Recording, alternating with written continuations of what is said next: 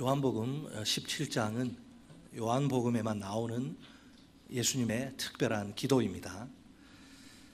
사복음서에 기록된 예수님의 여러 기도들 가운데 가장 긴 기도입니다. 세상을 떠나시기 전 예수님이 하나님께 드리신 고별 기도입니다. 예수님은 자신을 위해 그리고 제자들을 위해 끝으로 미래의 제자들을 위해 기도하십니다. 오늘 이 시간에는 제자들을 위한 기도를 살펴보도록 하겠습니다. 먼저 본문 6절로 8절을 보면 예수님이 제자들을 하나님께 소개하십니다. 그들이 누구인지를 예수님이 하나님 앞에서 직접 밝히신 것입니다. 이것은 제자들의 정체성과 관련된 진술들이죠. 제자들이 누구예요? 세상 중에서 하나님이 예수님에게 주신 사람들입니다. 또 그들은 아버지의 것이었는데 원래 아버지의 것이었는데 아버지가 예수님 아들에게 주신 자들입니다. 예수님이 제자들을 위해 하신 일은 무엇입니까? 그들에게 아버지의 이름을 나타내신 것과 하나님께 받은 말씀을 주신 것이죠.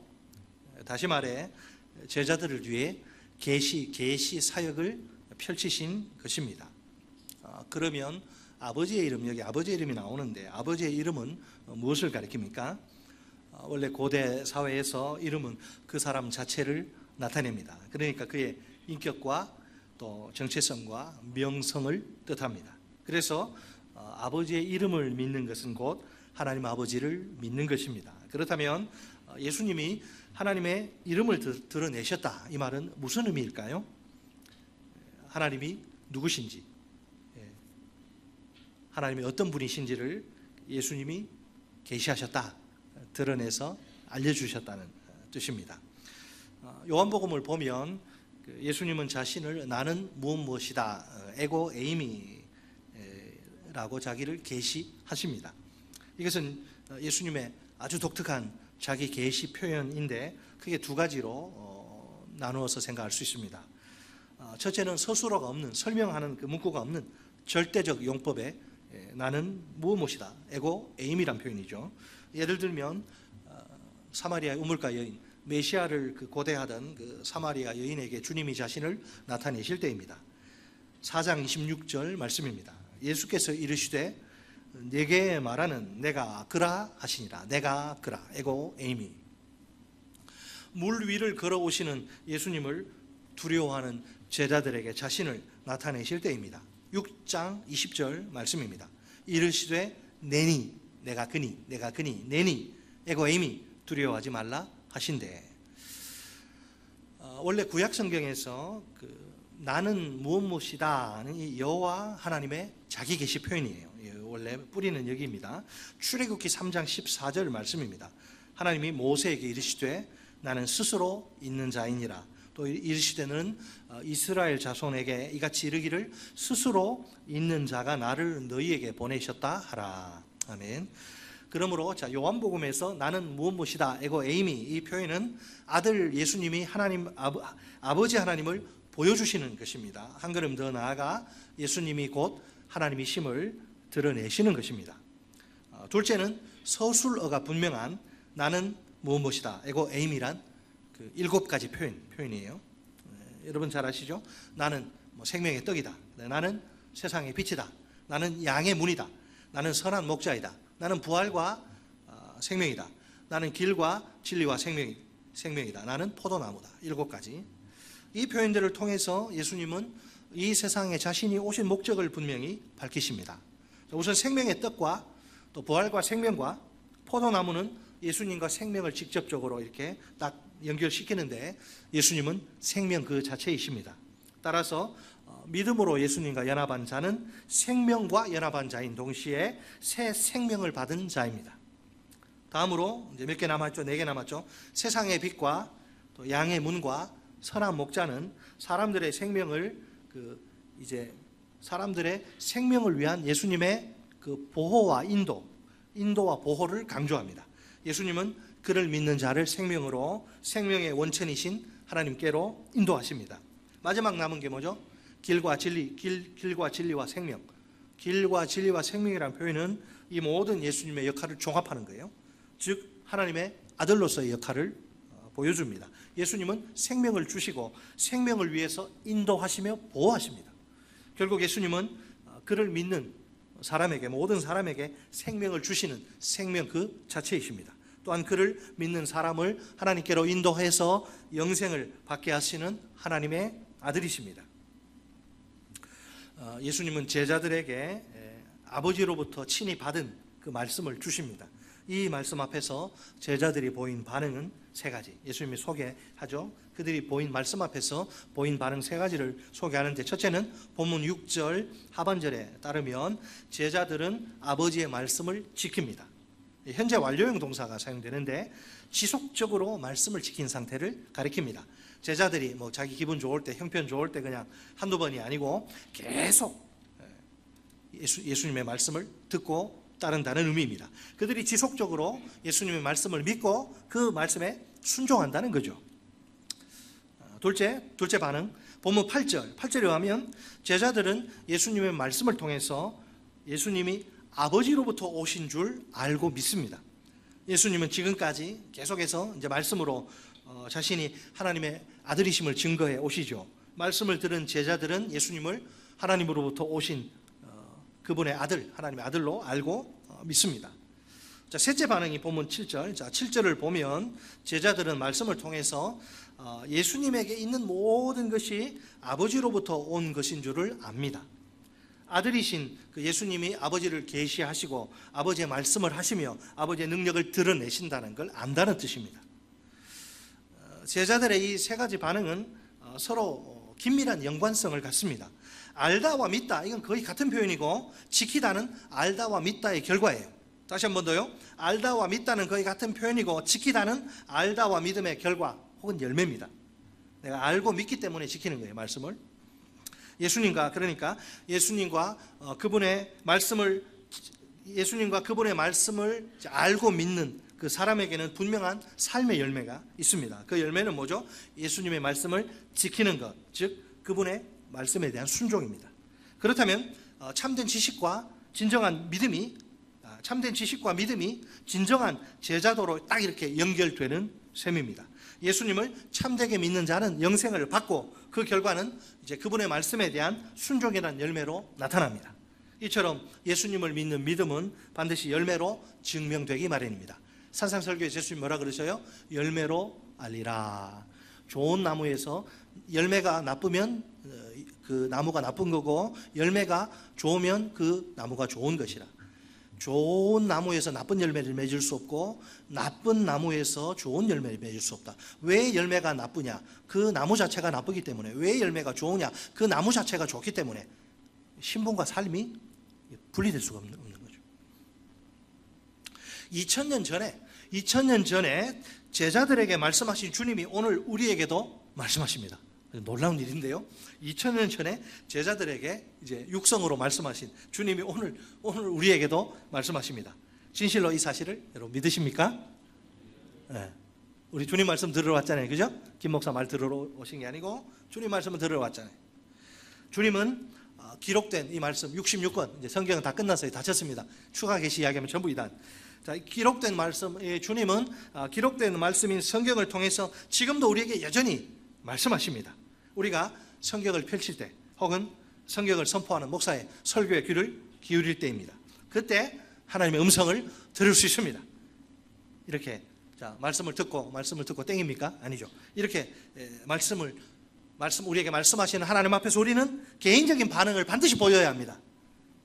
그러니까 내가 하나님께 대한 올바른 지식을 고백해야 합니다. 내가 예수님을 어떤 분으로, 4대 성인 중에 한 분이 아니고 내가 예수님을 하나님으로부터 오신 그분의 아들로 알고 믿어야 합니다. 아울러 내가 하나님께 대한 참된 믿음을 드러내야 합니다. 내가 지속적으로 예수님의 말씀을 믿고 그 말씀에 순종해야 합니다. 이런 반응이야말로 내가 주님의 진정한 제자임을 드러내는 확실한 증거입니다. 입으로 아무리 내 예수 믿는다 해도 삶의 열매가 없으면 그거 가짜는 거예요. 그러나 내가 삶에 내가 정말 이게 분투라 그러죠. 분투하는 신앙. 말씀 붙들고 내가 힘들어도 말씀대로 순종하려고 몸부림치는 기도하고 그 모습을 보면 왜 그렇게 사느냐? 내가 예수를 확실히 믿는, 내 속에 예수와 성령이 있는 하나님의 사람이기 때문에 그런 거죠. 자, 이제 본문 9절 이하에서 예수님은 제자들을 위해서 본격적으로 기도하십니다. 본문 9절로 10절에 따르면 제자들이 누구예요? 아버지의 것, 그것은 소유입니다. 아버지의 것인 동시에 내 것, 주님의 소유이죠. 원래 제자들은 아버지의 것, 처음에는 아버지의 것이었으나 아버지께서 예수님에게 그들을 주십니다. 그래서 예수님의 것이 예수님의 소유가 됩니다. 이처럼 제자들은 아버지와 아들의 이 두 분의 특별한 관심과 사랑의 대상입니다. 예수님은 그 세상을 위해서가 아니라 제자들을 위해서 기도하십니다. 그렇다고 해서 예수님이 세상을 배척하시는 것은 물론 아닙니다. 왜? 세상은 하나님의 관심과 사랑의 대상일 뿐만 아니라 선교의 대상, 예수님과 제자들의 선교의 대상이기 때문입니다. 제자들은 세상과 분명히 구별됩니다. 딱 알 수 있어요. 제자들은 세상 사람들과 달라요. 제자들은 세상과 분명히 구별되는데, 자, 이것은 그들의 구원을 그 하나님의 주권 차원에서 설명한 결과예요. 물론 영생은 예수 그리스도를 믿는 모든 자에게 차별 없이 값없이 주어집니다. 그렇지만 이 믿음은 하나님의 철저하게 하나님의 주권에 달려 있습니다. 내가 믿고 싶다고 해서 믿는 것이 아니란 말이에요. 하나님이 이끄셔서 믿게 된 것이죠. 6장 44절 말씀입니다. 나를 보내신 아버지께서 이끌지 아니하시면 아무도 내게 올 수 없으니 오는 그를 내가 마지막 날에 다시 살리리라. 아멘. 여러분이 이게 여러분 스스로 결단하시고 오늘 마음 먹으시고 여기 이렇게 와 계신 게 아니에요. 아버지께서 이끄셔서 마음을 주시고 발걸음을 인도하셔서 여기 이렇게 말씀을 듣는 자리에, 아버지 예배하는 자리에 나오신 줄 믿습니다. 우리가 어떻게 예수님을 믿고 구원받은 것입니까? 하나님이 그 절대 주권으로 우리를 선택하시고 이끄셔서 그렇게 된 것이죠. 우리 입장에서는 왜 수많은 사람 중에 하필 저입니까? 이렇게 질문할 수가 없습니다. 하나님의 그 선택과 인도의 동기는 오직 하나, 우리를 향한 그 크신 사랑 때문입니다. 수많은 70억 인구 가운데 수많은 사람들 가운데 하나님이 그 크신 사랑으로 우리를 선택하십니다. 그 크신 또 사랑으로 하나님의 때에 우리를 자신에게로 인도하십니다. 그래야 우리가 복음을 듣게 하십니다. 복음의 주인공이신 예수님을 믿어 구원받게 하십니다. 그래서 구원은 처음부터 끝까지 다 전적인 하나님의 은혜입니다. 우리가 사는 이 세상에는 아직도 하나님을 모르는 사람들이 대단히 많죠. 비록 지금은 주님을 믿지 않지만 장차 주님을 믿게 될 자들이 그들 가운데 섞여 있습니다. 그래서 우리가 목장별로 이제 4월 말까지 VIP를 작정하려고 합니다. 5월 초에 이제 VIP 명단을 한눈에 볼 수 있도록 교회 벽에 대문짝만하게 부착할 것입니다. 그런 후 저를 비롯해서 우리 하세기 팀도 있고 우리 목장 식구들이 이 VIP들을 명단을 함께 품고 계속 기도할 것입니다. 그러니까 VIP 명단이 늘어나면 늘어날수록 제 기도 시간이 더 늘어나겠죠. 저 막 기도 많이 시키려면 많이 주세요, 저한테. 동시에 우리가 그 VIP들을 찾아가서 그들과 관계를 맺을 것입니다. 그들을 그리스도의 사랑으로 섬기며 그들의 좋은 친구가 되어줄 것입니다. 우리가 세상 속에서 영혼들 향해서 구원의 다리를 이런 식으로 놓는 셈이죠. 온 성도들이 이 일에 한마음 한뜻 되어 전심전력으로 협력하기를 바랍니다. 이 일에 단 한 분도 빠지지 않기를 소망합니다. 주께서 각 목장 안에서 영혼 구원의 역사를 일으켜 주시기를 간절히 기도합니다. 솔직히 이 구원과 관련된 그 구원을 이야기하려면 예정을 이야기해야 되죠. 솔직히 구원과 관련된 이 하나님의 예정은 우리 이성으로 이해할 수 없는 신비입니다. 왜 하나님이 누구는 선택하시고 또 누구는 유기하시느냐. 예정에 선택과 유기가 있는데 왜 누구는 선택하시고 누구는 그냥 내버려 두시냐, 버리느냐. 아무도 몰라요. 단지 결과를 통해서 짐작할 따름입니다. 믿음은 뭐예요? 하나님의 예정의 표시요 증거입니다. 왜? 쉽게 말해서 현재 내가 왜 예수님을 믿느냐? 이미 하나님이 나를 선택하셨기 때문에 믿는 거예요. 예수님은 제자들이 하나님의 주권적 선택으로 구별된 백성이라고 말씀하십니다. 그들은 오늘 예수님을 믿어 순종하는 구원의 백성입니다. 한편 본문 10절을 보니까 10절은 예수님이 제자들로 말미암아 영광을 받으셨다. 제자들이 예수님을 영화롭게 했다. 이렇게 말씀을 하는데 제자들이 어떻게 예수님을 영화롭게 한 것일까요? 예수님을 통해 그들에게 주어진 그 아버지의 말씀을 지킨 그 제자들이 아닙니까? 이처럼 하나님의 그 말씀에 대한 지속적인 순종으로 그들은 예수님을 영화롭게 합니다. 하나님의 말씀을 듣고 예수님을 믿을 뿐 아니라 그분을 따르는 것이 예수님을 영화롭게 하는 길입니다. 예수님은 당분간 이제 계속 세상에 남겨질 제자들을 위해서 기도하십니다. 기도의 내용은 크게 두 가지입니다. 첫째는 보호를 위한 기도입니다. 뭘 위한 기도요?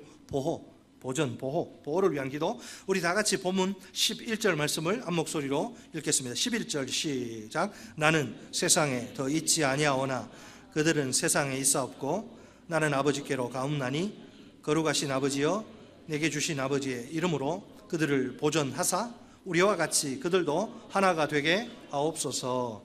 아멘. 과연 아버지의 이름으로 지킨다, 이건 무슨 뜻일까요? 아버지의 이름은 다른 말로 하면 아버지의 능력입니다. 영어 성경이 많이 있는데 그중에 NIV는 아예 그 능력을 뜻하는 파워란 단어를 여기 집어넣어요. 그래서 아버지의 이름의 능력으로라고 표현합니다.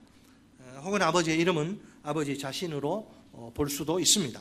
예수님이 아버지의 이름을 드러내시는 것은 아버지 자신을 드러내시는 것입니다. 따라서 아버지의 이름으로 보호를 요청하시는 것은 하나님 아버지가 친히 제자들을 보호해 주시도록 그렇게 기도하시는 것입니다. 그러므로 아버지는 그분의 말씀과 성령으로 그분의 사랑과 능력으로 자신의 백성인 제자들을 안전하게 지키실 것입니다. 그런데 여기에 한 가지 흥미로운 표현이 있습니다. 아버지의 이름으로 해서 여기 헬러 전치사 n이라고 하는 전치사가 사용되는데, 그러니까 이게 뭐냐면 세상 안에 있는 제자들의 모습과 아버지의 이름 안에 있는 제자들의 모습이 대조되는 거예요. 다시 말해서 예수님은 제자들이 세상 밖이 아니라 세상 안에 비신자들과 같이 예수님 제자들이 세상 안에 있기 때문에 그들이 아버지의 이름 안에서 또 보호받을 수 있도록 기도하십니다. 예수님은 자신과 그 제자들에게 적대적인 이 세상의 위험을 누구보다 잘 아십니다. 그래서 세상 안에 남겨질 제자들에게는 하나님 안에서의 하나님의 강력한 보호가 절실히 필요합니다. 여기서 아버지의 보호, 보전, 지켜주심은 제자들의 하나됨과 밀접한 관련이 있어요. 그렇죠? 얼핏 보면 이 기도 제목이 두 가지인 것 같습니다. 예수님이 그 아버지의 이름으로 그들을 지켜달라고 기도하시죠. 그 다음에 더불어 아버지와 아들의 하나됨 같이 제자들도 하나 될 수 있도록 이렇게 기도를 하시니까 사실은 그게 아니고 이게 하나의 기도 제목입니다. 주된 핵심 간청은 지켜달라는 보호고, 그럼 하나됨은 뭐냐? 이 보호의 목적이자 결과예요. 출교와 이제 순교가 계속 이제 일어나잖아요. 출교와 순교가 지금 코앞에 닥친 상황, 뭐 제자들은 짐작할런지 모르겠지만은 주님이 보실 때 이제 출교와 순교가 이렇게 있는데, 그 정도로 제자들에게 아주 적대적인 세상이 아닙니까? 뭐 속된 말로 못 잡아먹어서 안달이 난 이 제자들 그냥 죽여버리지 못해서 안달이 난 세상, 그렇게 미워하고 증오를 하는데, 이런 위험한 세상에서 어떻게 살아남을 수 있을까요? 또 이 사람들은요, 하나됨과 거리가 먼 사람들, 우리 봤잖아요. 복음서 보면 그동안 늘 그냥 도토리 키재기인데 사실은 50보 100보인데 그동안 뭐 네가 나보다는 내가 네보다는 수준이 높지, 그동안 늘 경쟁의식에 사로잡혀서 내가 크다, 크네 작네 막 그렇게 다툼질 일삼던 그런 제자들이 아닙니까? 동상이몽이죠. 완전히 한 스승을 모시고 사는데 다 진짜 같이 잠자고 같이 먹고 돌아다니는데 딴 생각 머릿속은 다 다른 거예요. 동상이몽이라는 이 표현이 어울리는 그들이 어떻게 하나 될 수 있을까요? 문제는 이 앞으로 제자들은요, 이 세상에서 왜 살아남아야 됩니까? 예수님의 사역의 계승자로, 예수님의 영혼 고향 사역이 예수님 떠나시고 중단되면 안 되잖아요. 그 사역 누가 할 거예요? 누가? 이 제자들이 해야 된단 말이에요. 제자들은 이 세상에서 반드시 살아남아서 예수님의 사역의 계승자로 살아야 합니다. 그렇다면 그들은 지금 이 상황을 꼭 극복해야만 해요. 문제는 뭐냐면 제자들에게 이게 역부족이라서 제자들로는 그러니까 할 수 없다는 거예요. 자, 그러니까 필연과 have to, must와 가능성, possibility가 필연과 가능성이 정면으로 박치게 하는 거예요. 충돌하는 거예요. 반드시 해야 돼요. 안 하면 안 돼. 절대 안 돼요. 반드시 해야 되는 일인데 그럴 능력이 없어서 불가능한 현실입니다. 가능성을 생각한다면 야, 이거 어차피 안 돼. 불가능하니까 포기하는 게 맞아요. 그러나 필연을 생각한다면 이 반드시 해야 된단 말이에요. 필연을 생각한다면 불가능하다고 해서 절대로 포기할 수 없습니다. 어떻게 하면 좋을까요? 우리도 인생을 살다 보면 이와 비슷한 경우를 만나지 않습니까? 그것이 무슨 일이든지 반드시 내가 해야 되는 일이 눈앞에 있습니다. 하지만 그럴 능력이 없어서 실제로 할 수는 없어요. 그래도 필연을 따라 내가 도전하자니 가능성이 없어서 실패할 것 같아요. 두려워. 그렇다고 가능성을 따라 그냥 때려치자 포기하자니 필연이 통곡을 합니다. 너 그거 반드시 해야 되는데 왜 포기하느냐?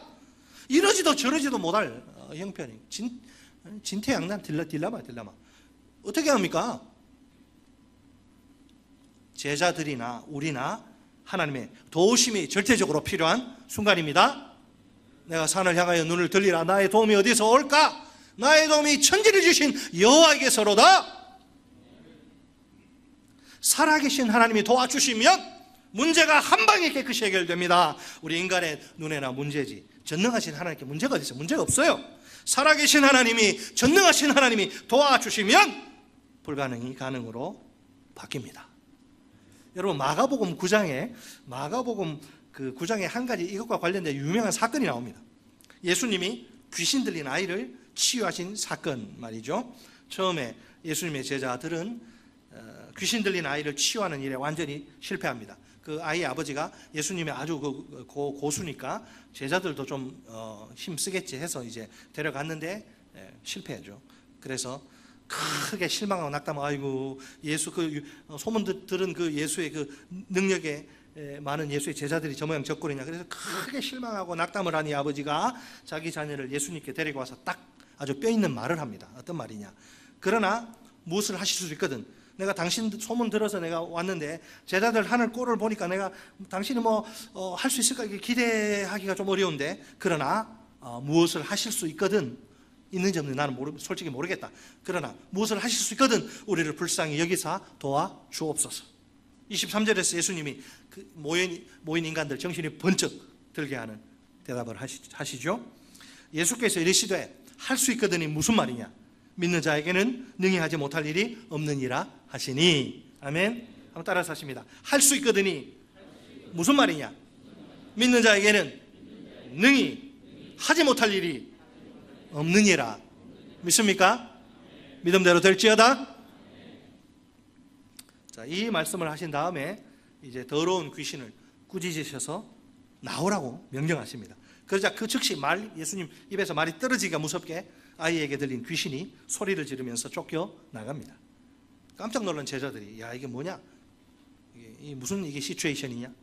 깜짝 놀란 제자들이 예수님께 질문 하나를 이렇게 던지죠. 우리는 어찌하여 능히 그 귀신을 쫓아내지 못하였나이까? 29절에 예수님의 대답이 이렇게 기록되어 있습니다. 이르시되 기도 외 다른 것으로는 이런 종류가 나갈 수 없느니라 하시니라. 아멘. 요 따라서 하십니다. 기도 외 다른 것으로는 이런 종류가 나갈 수 없느니라. 아멘. 기도 많이 열심히 해야겠죠? 그죠? 능력 받고 싶으면 기도 많이 해요. 기도는 깊이와 양이 다 중요해요. 그 모든 인생 문제의 해답은 믿음의 기도 속에 들어있습니다. 제가 굉장히 멀쩡해 보이죠? 멀쩡해요. 겉은 멀쩡합니다.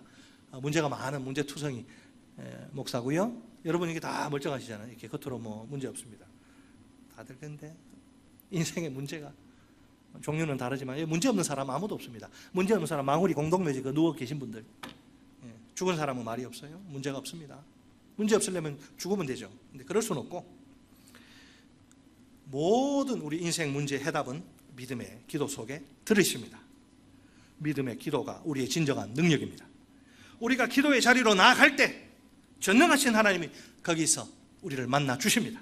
전능하신 하나님이 우리 믿음의 기도를 들으시고 하늘의 능력을 아낌없이 쏟아 부어주십니다. 그 하나님의 엄청난 능력 앞에 해결되지 못할 인생의 문제는 아무것도 없습니다.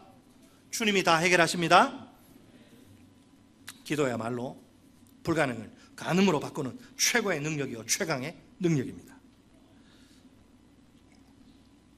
오늘날 한국 교회 안에 기도에 관한 가르침, 또 유튜브 안에도 기도 치면 수많은 좋은 동영상들 막 넘쳐나죠. 기도를 또 이렇게 잘 다룬 그 책들도 우리가 마음만 먹으면 얼마든지 구할 수 있습니다. 그렇게 우리가 기도의 이론만 빠삭하게 알면 다 그냥 됩니까? 기도의 관한 책들만 많이 읽으면 그냥 기도의 사람이 됩니까? 예? 그렇지 않죠. 기도는 책상의 이론이 아니라 현장의 손과 발의 실천이에요. 기도는 머리로 알 수 있는 것이 아니라 무릎으로 배워야 하는 겁니다. 아무리 이론적으로 기도를 잘 알아도 실제로 하루에 20분, 30분, 1시간 5분도 기도하지 않는 사람들 있어요. 하루에. 아무리 이론적으로 기도를 잘 알아도 실제로 기도하지 않으면 아무 소용 없습니다. 머리에 잔뜩 쌓인 기도의 지식들이 무용지물이 되는 거예요. 안타깝게도 실제로 기도의 자리에 나와 기도하는 성도는 그리 많지 않습니다. 한국교회. 정말 슬프게도 오늘날 교회마다 갈수록 기도의 사람들이 점점 줄어들고 있습니다. 어디 야유회 간다, 단합대회 간다, 놀러 간다면 많지만 기도회 하면 안 모여 별로. 인기가 없어요. 기도가. 마땅히 부지런히 기도해야 할 성도들이 기도하는 담을 쌓고 있어요. 담을 쌓고 있어요. 기도하지 않는 성도들에게서 무슨 능력이 나타날 수 있단 말입니까? 신앙생활을 한다고 하지만 하나님의 능력과는 아무 상관없는 삶을 사는 거예요. 아무리 교회를 오래 다녀도 이처럼 하나님의 능력을 체험하지 못한다면 어떨까요? 그것은 결코 주님이 기뻐하시는 신앙생활이 아닙니다. 내가 기도를 통해서 능력을 체험해야, 내가 기도를 통해서 전능하신 하나님을 만나야, 내가 기도를 통해서 하나님의 역사를 예수의 흔적으로 내 몸에 간직해야 이 좋은 예수님을 내가 전하고 싶고 전도를 하는 거지. 내가 확신이 없는데, 내가 별로 기도가 어떤 건지 체험이 없는데 굳이 다른 사람 전도합니까? 과연 오늘 한국 교회가 직면한 진정한 위기는 무엇일까요? 재정이나 시설이나 일꾼이 부족한 것입니까? 예전보다 성도들이 많이 모이지 않는 것입니까? 성도들을 체계적으로 훈련할 양질의 그냥 단계별 교육 콘텐츠가 부족한 것입니까? 천만에요. 아닙니다. 속으면 안 돼요. 기도가 갈수록 약화되는 것이 위기의 본질이에요. 여러분, 세미나는 대체할 수 있습니다. 다른 걸로. 기도는 그 어떤 다른 것으로도 대체할 수 없습니다. 하나님의 능력을 풍성히 맛보고 싶으십니까? 하나님의 능력을 풍성히 맛보고 싶다면 다른 무엇보다도 기도가, 잠들어 있는 병든 죽은 기도가 회복되어야 합니다. 하늘의 그 엄청난 능력으로 인생의 문제들이 해결되는 가슴 벅찬 그 체험을 하고 싶다면 부지런히 기도의 자리로 나가야 합니다. 살아계신 하나님을 만나는 감격 속에서 확신에 찬 신앙생활을 하고 싶다면 주님 앞에 나가 간절히 부르짖어 기도해야 합니다. 주께서 우리의 기도 생활을 속히 회복시켜 주시기를 간절히 기도합니다. 이제 예수님은 본문 12절로 16절에서 자신의 기도의 필요성을 제시하십니다. 우선 본문 12절 상반절은 예수님이 제자들과 함께 계실 때의 상황을 언급합니다. 그때 예수님은 원보혜사, 다른 보혜사가 아니라 원보혜사로서 아버지의 이름으로 제자들을 보호하시고 지키십니다. 얼마나 탁월한 능력인지 제자들 가운데 한 명도 멸망하지 않습니다. 탈락하지 않습니다. 그 중에 오직 유다만 예외인데, 그는 그럴 수밖에 없는 게 그의 정체는 제자가 아니라 처음부터 멸망의 자식이었어요. 성경의 예언대로 그는 주님을 배신하고 버리고 세상을 택하여 가버린 자입니다. 장차 이 세상에 남겨질 제자들에게는 혹독한 박해가 찾아올 것입니다. 그 이유가 로마의 그 10대 박해 그 기록을 보면 눈뜨고 볼 수가 없어요. 사람을 그냥 인간 양초를 만들어서 기름을 바로 여기 심지에서 불태워서 죽이고 예수 믿는 사람들. 혹독한 박해가 찾아올 것인데 이유가 14절과 16절에 들어있습니다. 제자들의 소속이 바뀐 것이 그 결정적인 이유입니다. 예수님이 전하신 하나님의 말씀으로 말미암아 그들이 하나님의 통치 안으로 하나님 나라로 들어오게 된 거죠. 더 이상 그들은 예수님과 마찬가지로 세상에 속한 자가 아닙니다. 그러다 보니 세상이 이처럼 자기에게 속하지 않은 제자들을 미워하고 증오하고 핍박하고 죽이는 거예요. 그래서 제자들의 보호를 위해서, 내가 지금까지는 얘들을 지켰는데 내가 떠나면 누가 지키나? 제자들의 보호를 위해서 주님이 기도하시는데 그 의미가 15절에 분명히 드러나요. 15절. 자, 우리 15절 같이 읽어볼까요? 15절 시작. 내가 비옵는 것은 그들을 세상에서 데려가시기를 위함이 아니오 다만 악에 빠지지 않게 보존하시기를 위함이니이다. 아멘. 자, 예수님은 제자들이 악에 빠지지 않도록 하나님이 그들을 보호하시기를 기도하십니다. 이것은 마귀로부터의 보호를 간청하시는 기도입니다. 예수님의 죽음과 그 승귀 높아짐으로 이 세상의 임금은 마귀는 치명적인 패배를 맛볼 것입니다. 십자가에서. 자, 그럼에도 불구하고 마귀가 모든 힘을 그냥 다 잃어버리는 것은 아니에요. 조금 힘이 남는데 그게 이제 우리 인간의 힘과는 또 비교할 수 없을 정도로 막강하다는 거죠. 마귀는 그 조금 남은 그 힘을 사용해서 제자들을 사정없이 괴롭히고 공격할 것입니다. 자칫하다간 그 공격 때문에 제자들이 치명상을 입을지도 모릅니다. 그러니까 주님의 입장에선 제자들을 그냥 내버려 두실 수가 없는 거예요. 마지막 원수인 이 마귀가 멸망을 당하게 될 저 종말의 하나님 나라 완성의 그 때까지 그 기간이 문제인 거예요. 그 기간에 그들이 보호를 받아야 됩니다.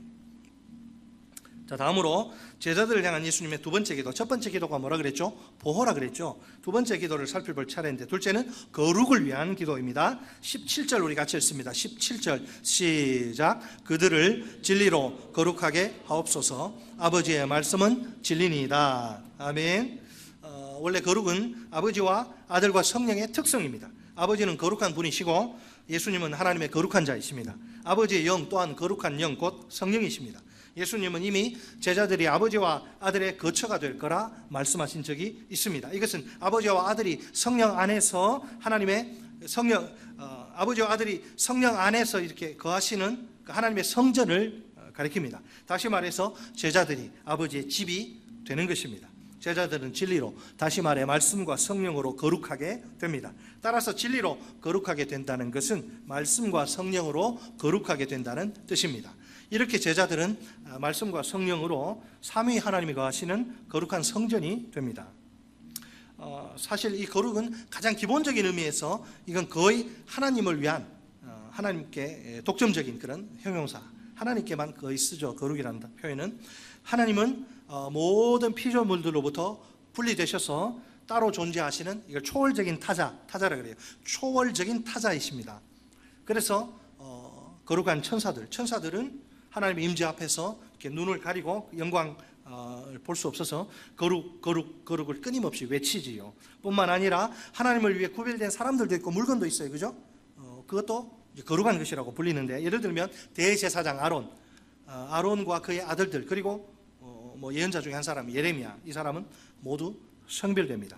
즉 오직 하나님을 위한 용도로 거룩한 직무를 위해 너는 이것만 해, 이렇게 거룩한 직무를 위해서 구별된 거예요.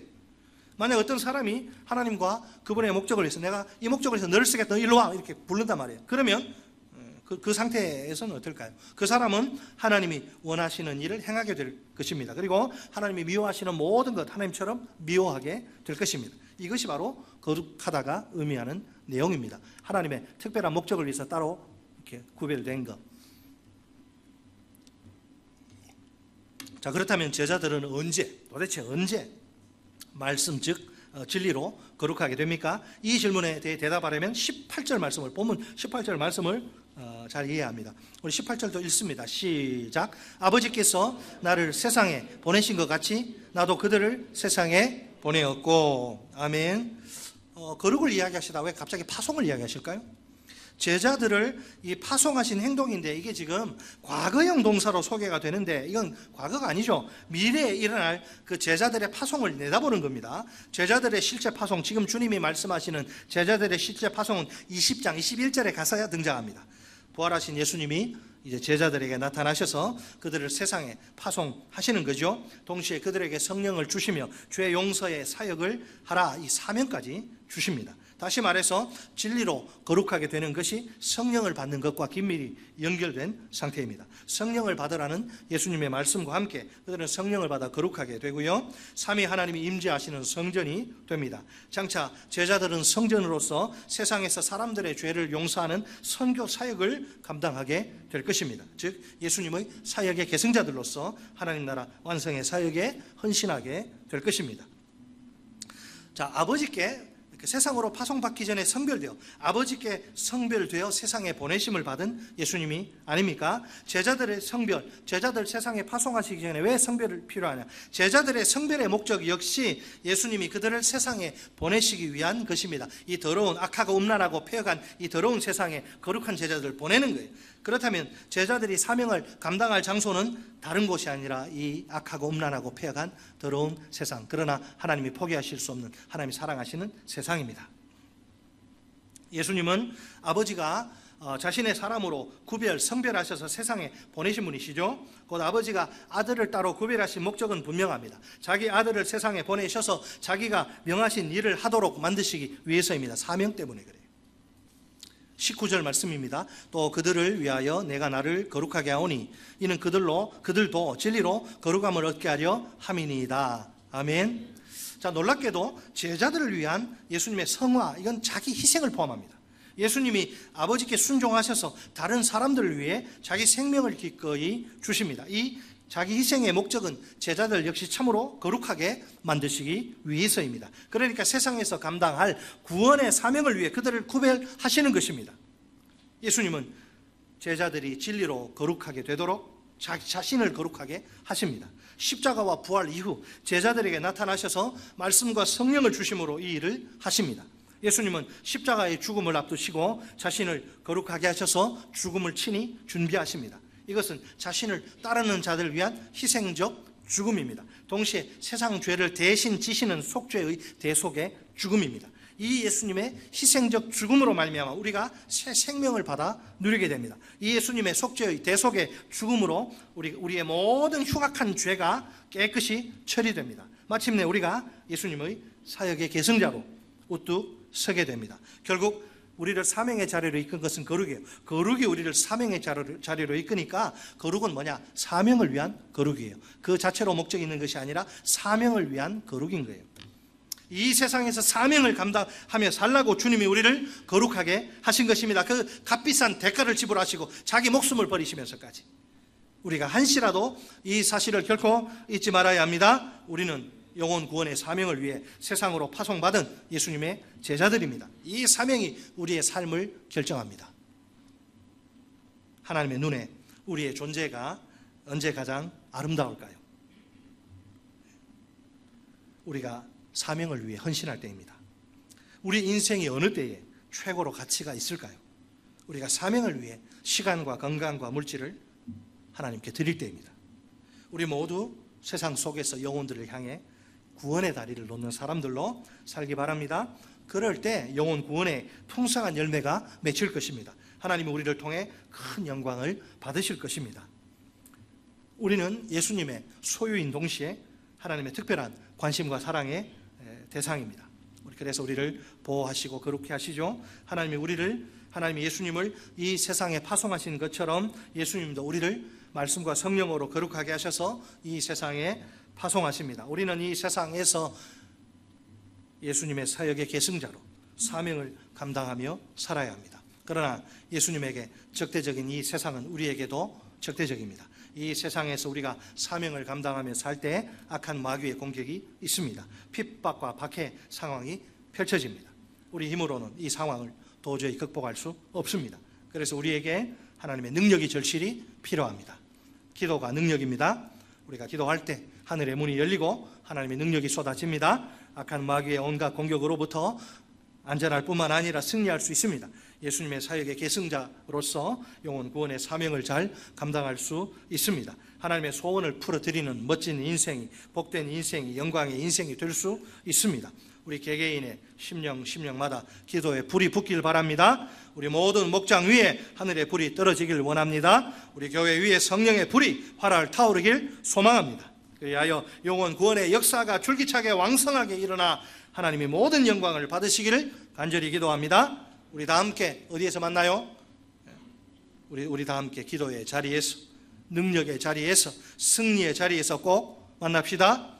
우리는 세상 속에서 영혼들을 향해 구원의 다리를 놓는 사람들입니다.